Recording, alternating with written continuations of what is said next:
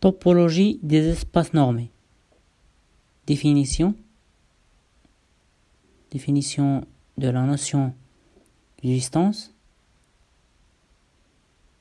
Soit E menu d'une norme est un cas espace vectoriel. Un cas espace vectoriel. On dit que l'application D définie sur E fois E vers R+, qui est associé le couple XY à la norme de X moins Y, c'est la distance entre X et Y, est une distance sur E si les trois actions, une distance sur E, si les trois actions sont vérifiées. On a trois conditions. Donc, pour toute x, y, si pour toute x, y appartenant à E, la distance entre x, y égale à 0, ça c'est x égale à y. Pour toute x, y appartenant à E, la distance entre x et y égale à la distance entre y et x, c'est x différent de y. Et pour toute x, y, z appartenant à E, la distance entre x et z inférieure ou égale à la distance entre x, y plus la distance entre y, z. Définition d'un ouvert. Donc, c'est quoi un ouvert? On dit qu'un ensemble O, inclus dans E, on dit qu'un ensemble d'éléments de E, et avec E un espace vectoriel normé, est un ouvert. Donc on dit que O est un ouvert si pour tout X appartenant à O, il existe un rayon π strictement positif tel que la boule de centre X est de rayon R inclus dans O. Pour la définition, on définit c'est quoi un fermé. Donc soit E un espace vectoriel normé et F inclus dans E. On dit que F est fermé de E, si pour tout X appartenant à F et pour tout R supérieur à 0, pour tout R positif, la boule de centre X est de rayon R inter F différent de l'ensemble vide. Maintenant, je propose un exemple, ou bien deux exemples, pour comprendre la notion d'un ouvert et la notion d'un fermé. Donc, soit O égale défini par l'intervalle ouvert AP, donc par l'intervalle AP, ça c'est O.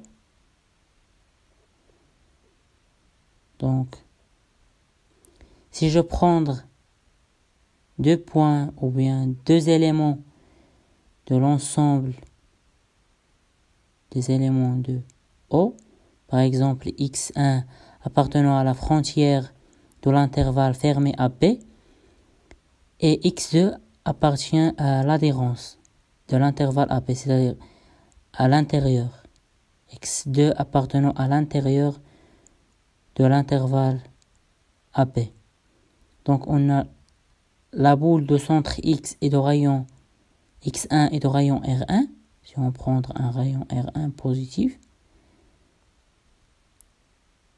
n'est pas inclus dans l'ouvert O.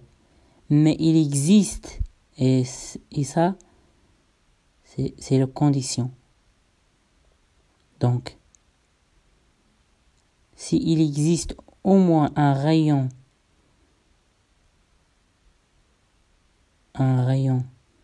R positif, tel que la boule du centre X2 et de rayon R2, inclus dans l'ouvert, dans O. Dans ce cas, on dit que s'il existe un rayon tel que la boule de centre X est de rayon R inclus dans O, on dit que O est un ouvert. Soit F égale à AB, l'intervalle fermé. Donc, ça c'est F.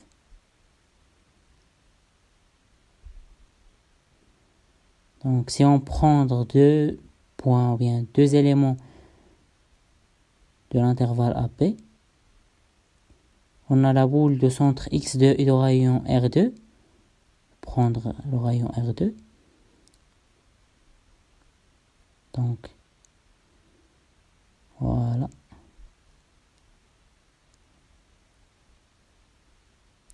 Inter F, donc, égal à ça, c'est différent de l'ensemble vide. Maintenant, si on prend l'élément X2, donc on a la boule de centre X2 et de rayon R1, inter R1, au rayon R1, inter avec F, intersecte avec F, donc on a l'intersection différente de l'ensemble vide. Maintenant, on passe à la définition de la notion de la compacité. Soit E un K-espace vectoriel normé, c'est-à-dire un espace menu d'une norme, un ensemble A d'éléments de E est compact si de toute suite d'éléments de A, on peut extraire une sous-suite convergente vers un élément de A. Si on peut extraire une sous-suite convergente vers un élément de A. Une chose qui est évidente mais que j'ai pas dit, je vous rappelle la définition de la convergence. Donc la définition de la convergence. Soit UN, n appartenant à N, une suite d'éléments de E,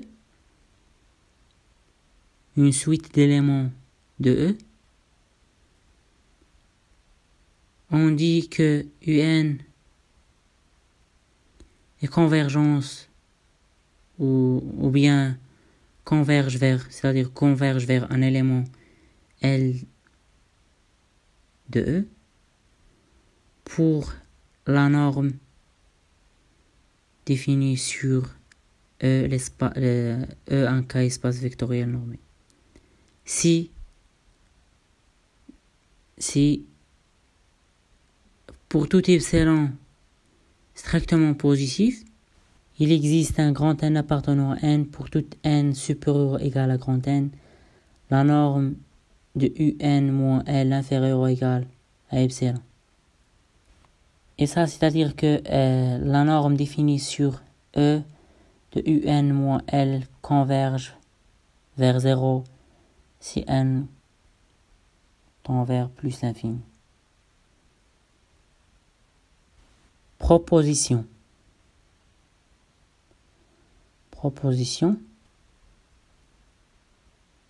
Si A est un compact,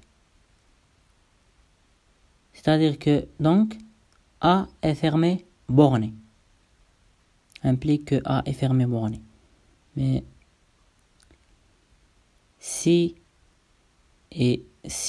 A a un élément de E, avec E un espace vectoriel normé de dimension finie, alors A est compact si et seulement si A est fermé et borné. En fait, on peut énoncer un résultat plus général qui est souligner la différence entre la dimension finie et la dimension infinie. Théorème: la boule unité fermée de E est compacte si et seulement si Donc, est compact si et seulement si E est de dimension finie. Maintenant, on passe à la définition de la complétude. Mais après ça, je vais rappeler qu'est-ce qu'une suite de Cauchy. Donc, rappel. Définition d'une suite de Cauchy.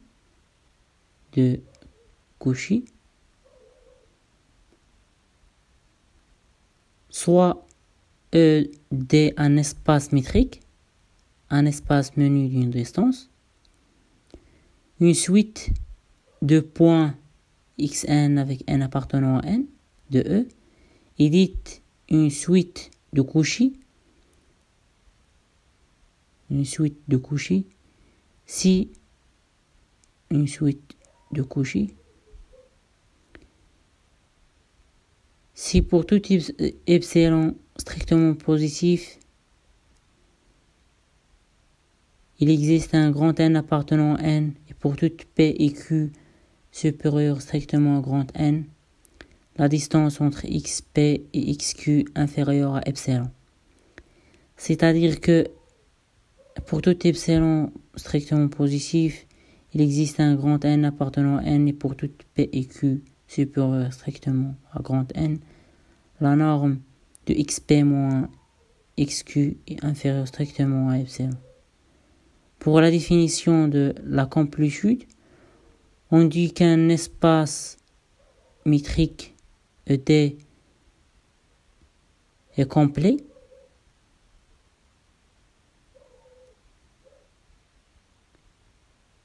si toute suite de Cauchy de E est converge dans E. Par exemple, R est un espace complet. Exemple, R est un espace complet.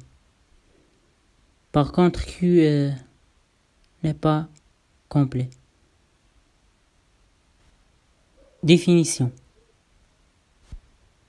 Tout espace vectoriel normé, complet, normé, complet, est appelé espace de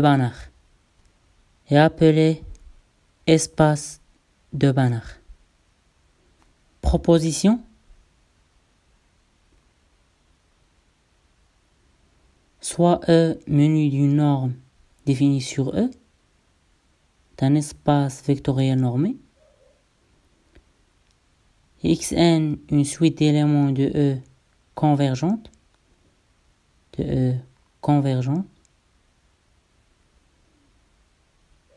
alors la suite Xn est une suite de Cauchy.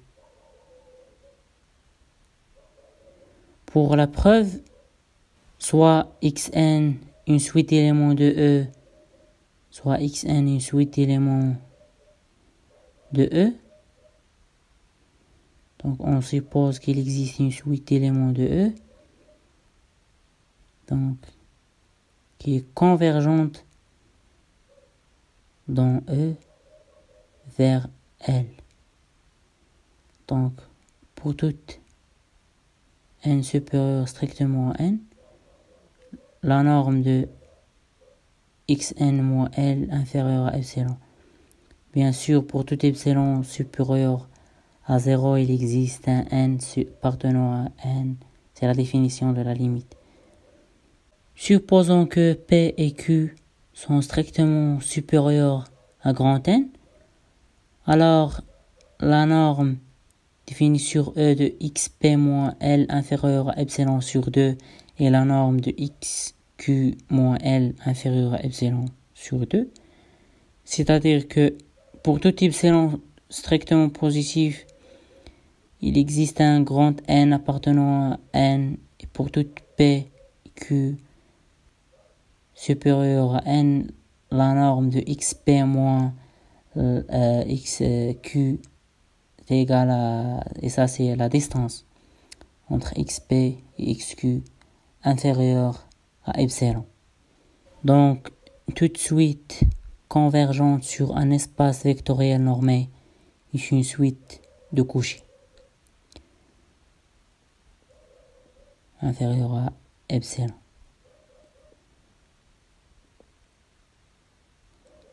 Remarque, une suite de Cauchy ayant au moins une valeur d'adhérence. Et ça, c'est évident. Parce qu'on a déjà dit que toute suite de Cauchy est convergente. Donc, elle est bornée.